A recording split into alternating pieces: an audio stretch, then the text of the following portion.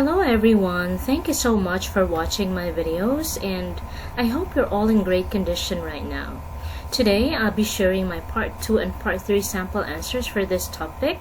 Describe an item on which you spent more than expected. You should say what it is, how much you spent on it, why you bought it, and explain why you think you spent more than expected. If you're going to take your IELTS speaking exam this November and December 2021 and for the first quarter of the year 2022, expect that this topic might come out. So let us begin. Please read along with me. I've highlighted the useful expressions, okay? Actually, there are only a few instances when I bought something that is too expensive, and I guess the most memorable one was when I purchased a pair of shoes. If my memory serves me right, it happened a couple of years ago. Before the pandemic broke out, I used to play basketball a lot, and I was a big fan of basketball shoes like Jordan Air and Nike.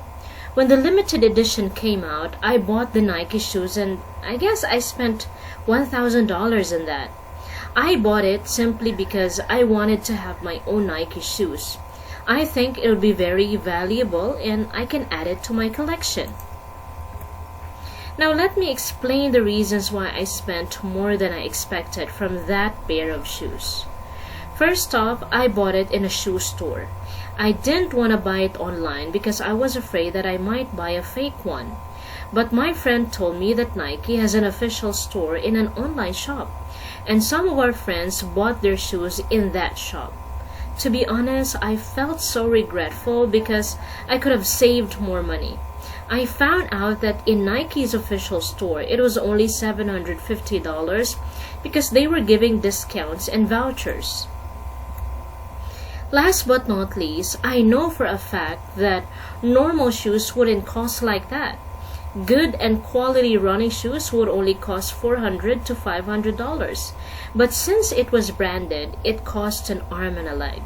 It's my fault because I was an impulsive buyer and I should have done my research. All in all, I can't take it back anymore, but I definitely learned my lesson. And I guess that would be all. Thanks for listening. Right? Cost an arm and a leg, by the way, this is an idiomatic expression which means very expensive. If your target score is band 7 and above on IELTS speaking, you have to use idioms. Why? Technically, it's required by IELTS. Okay? Let us continue with part 3. Do you often buy more than you expected? Well, most of the time, I try to stay on my budget. I don't really like splurging because I know that I also have to save money.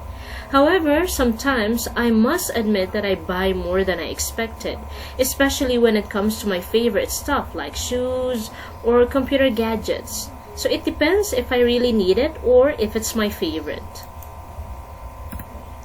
What do you think young people spend most of their money on? Well, I guess it varies from person to person. There are some youngsters, especially young women, who spend their money on clothes, bags, and cosmetic products. Young men, on the other hand, spend their money on gadgets or electronic products, shoes or books. In my case, I usually spend my money on food.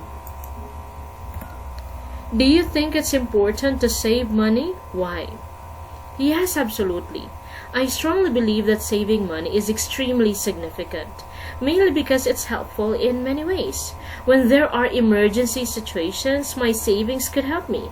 When there is something that I want to buy, I don't need to ask my parents because I have my own money. I think our savings can help us in the future, and it also gives a sense of freedom.